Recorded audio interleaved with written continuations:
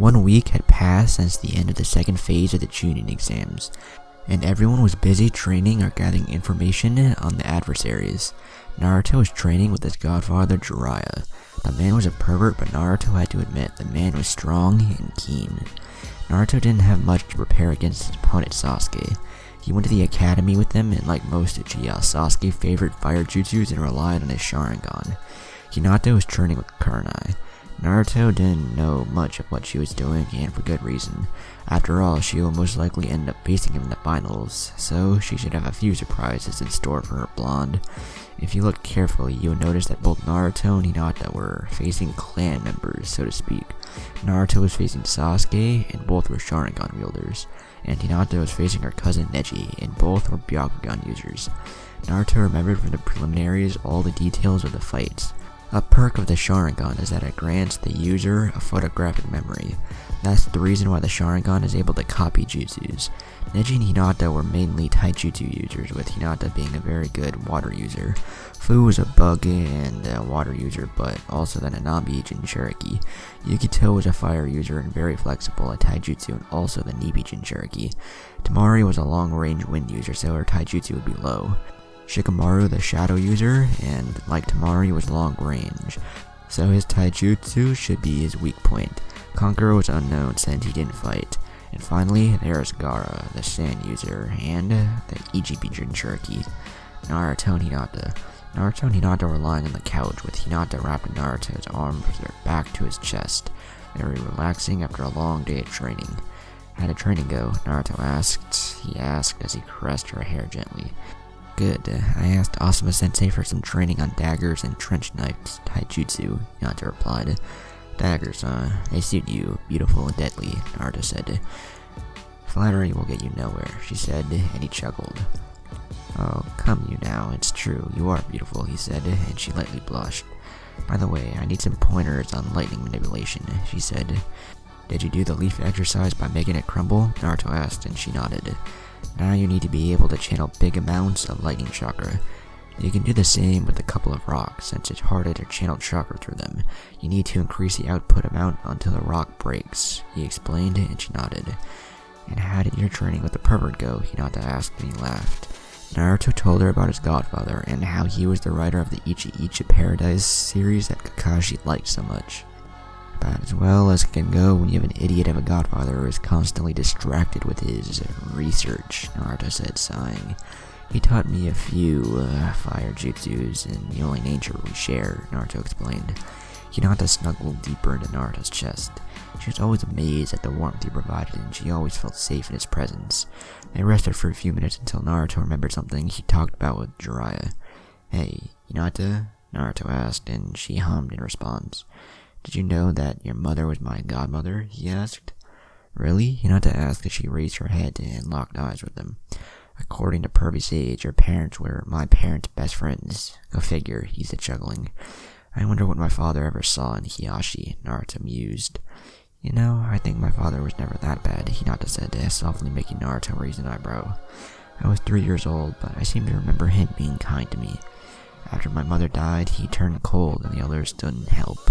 Then I was kidnapped, and the result of my abduction forced Neji's father to be killed and delivered to Kumo as payment. I think he blames me for that. If I had been stronger, I wouldn't have been kidnapped, she explained. It was my fault if I had been stronger, Hinata said, tearing up. Naruto lifted her up and cleaned her tears with his hands. He hugged her, and she snuggled into his chest. It wasn't your fault. You were 6 years old. No one could have expected you to defend yourself against a Jonin, Naruto explained, easing her worries. But you managed to kill him, she replied in a weak voice threatening to break. That was luck, pure and simple. I had my Sharingan and Kurama. Without both of those, I would have been killed instantly. I think he didn't kill me because he wanted my bloodline too, Naruto whispered to her, and she slowly nodded. He continued hugging her for a few minutes, and he felt her tension slowly ease up. Hinata meant the world to him. People like Naruto, Jinchurikis, no matter where they live, they grow in a world of pain, of suffering and hate. Living in an environment like this is never good, much less when you are a child growing up. To people like Naruto that are rarely showed any kindness or love, it makes them very protective of that person since they gave them something they never had. This is the case of Naruto. Hinata was the first person to truly love him deeply and unconditionally, so he is very protective of her and would do anything to keep her happy and safe. Feeling better? Naruto asked while he cleaned her dry tears. She nodded and snuggled closer to him. She always found comfort and safety in him. Suddenly there was a puff of smoke in the middle of the room where they were. After the smoke cleared, it revealed to be a fox. "Hey there, Kyofu," Naruto said. Flashback, Forest of Death. Team 8 just entered the gates of the Forest of Death, getting ready to ace the exam. "Guys, wait up. I want to do something," Naruto said, and flashed through hand seals. "Summoning Jutsu," Naruto said, and Kyofu appeared. "What do you need?" Kyofu asked. "I need you to spy on Kabuto. Something about him isn't right. His chakra levels are close to Jonin, and yet he flung 6 times. Here," Naruto said, and showed him a chakra card he secretly stole from Kabuto's deck. "Smell it, and you'll be able to find him," Naruto said. "I have it, I'll be going," Kyofu said, and Naruto nodded. End of flashback. "So, what did you find out?" Naruto asked. "That Kabuto guy is working with Orochimaru. I found them talking in the Forest of Death," Kyofu said. "I told you he smelled the snakes," Kurama yelled, and Naruto mentally yelled. "Figures," Kurama said. "He smelled like snakes," Naruto said, sighing. He would inform the Hokage later. "Anything else?" he asked. "Yes, I also heard Kabuto talking with the Sand Jonin about some invasion during the finals," Kyofu said, and Naruto nodded. A few seconds later, Naruto shot out of the couch and yelled, "What?" "Keep it down," Kyofu said while nursing his sensitive ears. "Are you sure you heard right?" Naruto asked very seriously. "Yeah, I'm sure," Kyofu said. "What time is it?" Naruto asked in worry. "It's 7 p.m. Why?" Hinata asked, confused.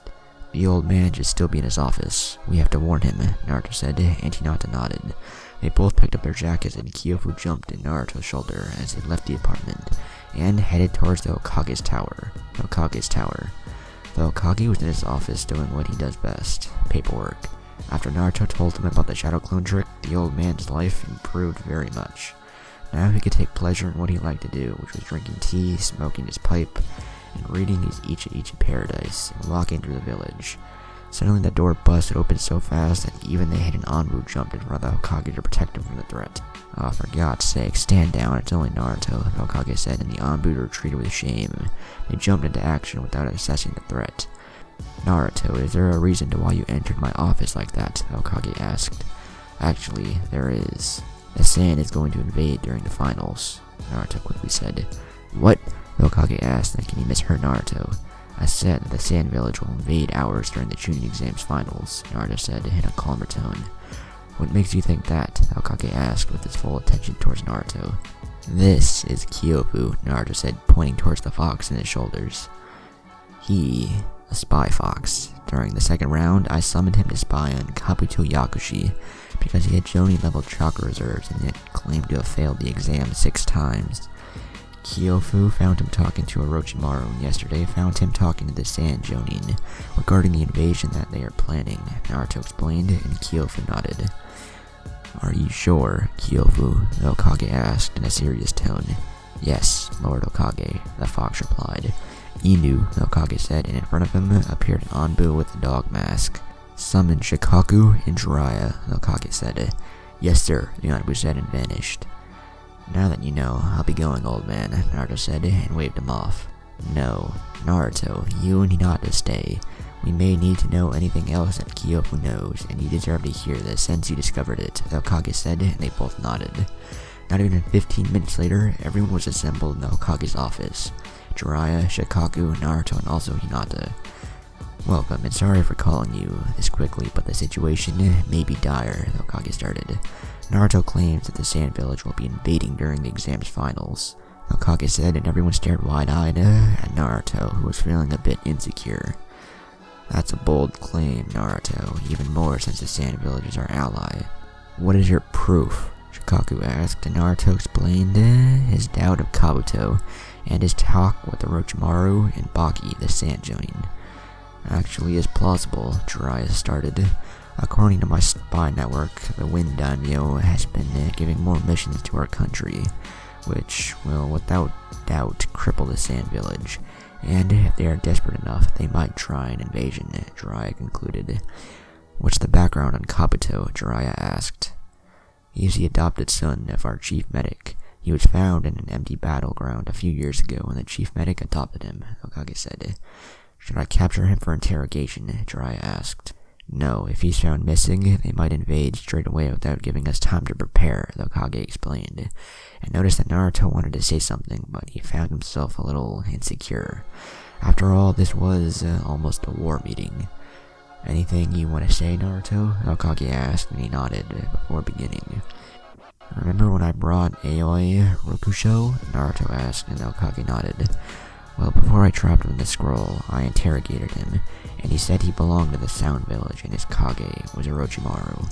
So, isn't it possible that the Sand and Sound Village formed an alliance to attack us? Naruto asked, dropping the idea out loud. It's true. I've heard of a new village forming a few months ago, and besides, you had Sound getting competing, Jiraiya explained. Also, it's very strange to bring the Ichibi Jinchuriki to participate in the Chunin exams when he's clearly mentally unstable. Unless you are intending to release Shikaku in the middle of the village, Naruto said. Naruto's right, I've heard rumors of the Sand Brat. He's as unstable as it gets. It wouldn't need much for him to crack, Jiraiya said. So, everyone agrees they will most likely invade, Hokage asked, and everyone nodded. Well then, let's plan for it. I'll recall immediately most of our shinobi that are on missions, the Hokage said. What about our evacuation routes and shelters, the Hokage asked. They're always prepared, but we will stock some supplies just to make sure. Also, we can't evacuate earlier, otherwise they might suspect. Our best choice is a surprise counterattack once they start the invasion, Shikaku explained. They will focus on the most important objectives like the academy, hospital, IT department, and the Anbu station, Shikaku continued, but was interrupted by Naruto. I have a suggestion, Naruto started. I found a couple of barrier seals in my house that might serve our purpose. They can create a barrier dome around a building, protecting it from damage. Also, people inside can leave freely. However, for someone to enter, someone inside must open the barrier, Naruto explained. Barrier seals? Jiraiya asked. Yes, they belong to the Uzumaki clan. I've studied them, and a Chunin can power the shield for a day.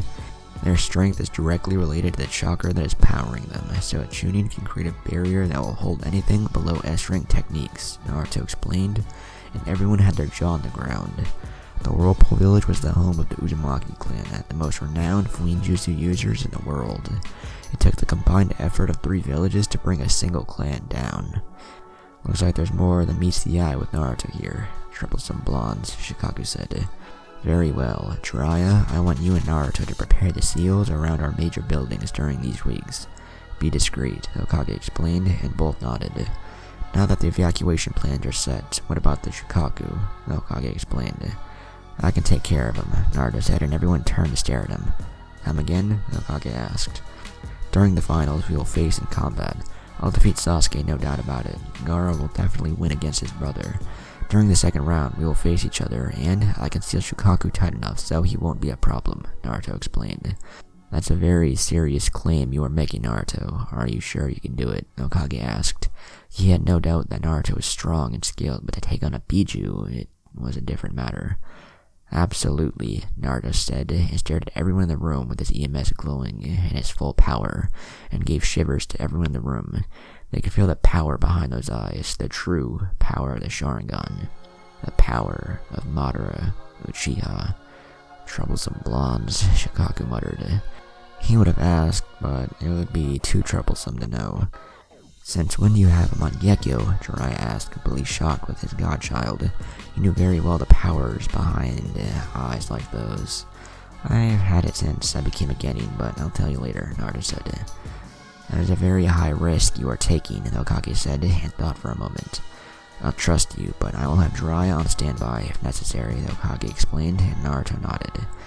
Don't worry, old man, have I ever let you down? Naruto asked. No, but don't forget, this is the Biju, Hokage said. So, mine is 8 more tails, Naruto said, smirking. Very well, the early arrangements are prepared. Summon the rest of the clan heads to inform them, and be discreet, always, the Hokage said, and Naruto and Hinata left the room. It was an interesting night. The village hidden in the clouds. Raikage's office. The Raikage was in his office trying his best against the #1 Kage enemy, paperwork. He is a tall, dark-skinned man with a large muscular build, with his white hair combed back, and a small mustache and beard. His face is very distinguished, with pronounced cheekbones and tear troughs under his eyes, and a prominent crease across his forehead. He has pointed canines, and his top lip also has a darker hue than the bottom one. The Raikage was called A, and he was the son of the 3rd Raikage, who was demoted after the Hyuga affair. Curse you, father, for leaving this paperwork nightmare for me. A cursed thought as he signed another mission report when suddenly there was a knock on the door. Enter, the Raikage said. The door opened and a young woman entered his office. Mabui was a dark-skinned young woman with green eyes. She wore a very formal attire consisting of a long-sleeve, high-collared dress shirt and skirt, along with a pair of long earrings and sandals. She wore her light gray hair pulled back into a bun with 2 bangs that fall on either side of her face. Mabui was the Raikage's assistant in dealing with paperwork. Lord Raikage, it appears that Yugito has made the finals during Konoha's Chunin exams, Mabui explained. Excellent. Please send a letter informing the Hokage that I will attend the finals, the Raikage said. Yes, Lord Raikage, Mabui replied. Darui, see, the Raikage called out. In front of him dropped 2 shinobi. C is a young man with short blonde hair and dark eyes. He wears a sleeveless black shirt with a 1 strap over one shoulder white flak jacket, forehead protector, characteristic black elbow-length arm guards, and the red and white Kumigakure shin guards, along with a pair of sandals. Darui is a fairly tall, dark-skinned man with a lightly bulbous nose, a lazy look in his eyes, and shaggy white hair which covers his left eye. He wears a high-collared, sleeveless uniform with loose-fitting pants, bandages on his wrists, and the 1 strap over one shoulder flak jacket of a Kumigakure shinobi. Darui also has stylized characters for water and lightning tattooed on his right and left shoulders respectively, denoting his chakras' nature's affinities, water release and lightning release, as well as the fact that he is a Kage Genkai, the storm release. The tattoo on his left arm also signifies that he has inherited the 3rd Raikage's black lightning. These 2 shinobi were the Raikage's main bodyguards. We will leave for the Leaf Village at once, the Raikage said, and jumped through the window, breaking the glass during the process. Another window, Mabui sighed and walked out. Let's go, Darui, C said as he prepared to jump through the broken window. This is so dull, I'll take the door and catch up to you, Darui said, and walked out. Konoha, next day. Jiraiya was walking into the village, heading towards his intending destination. If someone watched him, they would see Jiraiya walking calmly, however, inside his head. Jiraiya was taking every precaution to make sure he wasn't followed. Why was he taking a precaution, you might ask? The answer is rather simple. The destination was none other than the Namikaze compound. He agreed to meet Naruto there and prepare the barrier seal to place around some buildings. After all, no one has used the Namikaze compound since the 4th that died 14 years ago defeating the Kyuubi, and seeing even Jiraiya at the entrance of the compound would raise far too many questions. Jiraiya arrived at the gate of the compound and rang the bell. Naruto showed a few minutes later and unlocked the gate and added his chakra signature to the seals, protecting the compound. Jiraiya entered, and when he spotted Naruto, he looked at him and shivered. What's wrong? Naruto asked, clearly confused to why Jiraiya would shiver like that when he saw him. Nothing really. Can you do me a favor and activate your Sharingan? Jiraiya said as he stared intently at Naruto. Naruto was confused by his statement but shrugged off. He activated his Sharingan and noticed as Jiraiya shivered once more. What's wrong with you? Naruto asked. You remind me too much of Madara. With your hair like that, and when you activated your Sharingan, it became even worse. I remembered when I saw him for the first time. I was only 5 years old, Jiraiya explained, and Naruto rose an eyebrow. Naruto's hair had drastically changed. His hair was still spiky, but now was to waist-length with shoulder-length bangs framing from the sides of his face, covering most of his right eye. Basically, his hair was like Madara's. He only needed hair black and wearing Senju armor, and he would be like Madara himself, minus the whiskers. I found a jutsu that lengthened my hair. You said I should grow it out to use those jutsus you taught me. Besides, Hinata likes it better this way, and I kinda like it also, Naruto said, grinning, and activated his EMS, making poor Jiraiya feel a shiver running through his spine once again. Come inside, and let's get the seals ready, Naruto said, and both walked inside. Jiraiya felt nostalgic as he remembered being inside with Minato.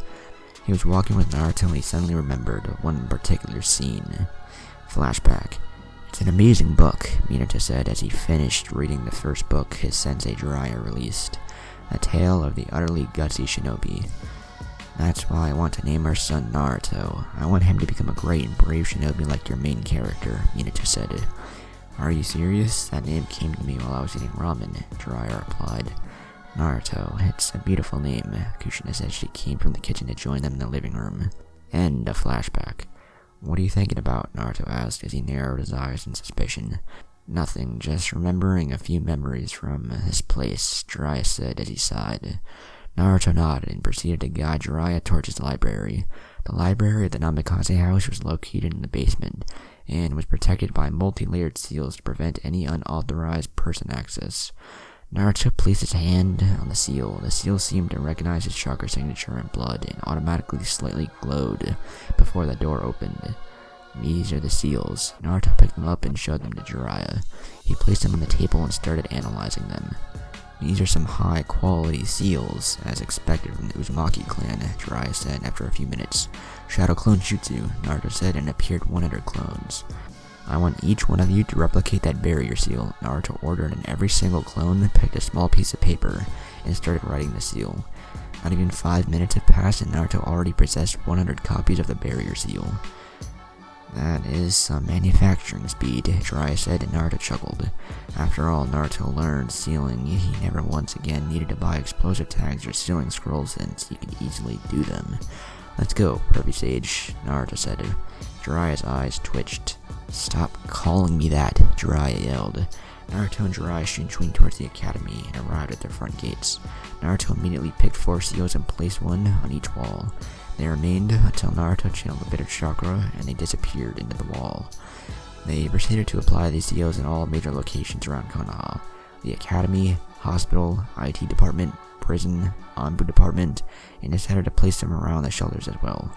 It's done, Naruto said, after placing the last of the seals around the shelters, which the civilians will be led to once the invasion begins.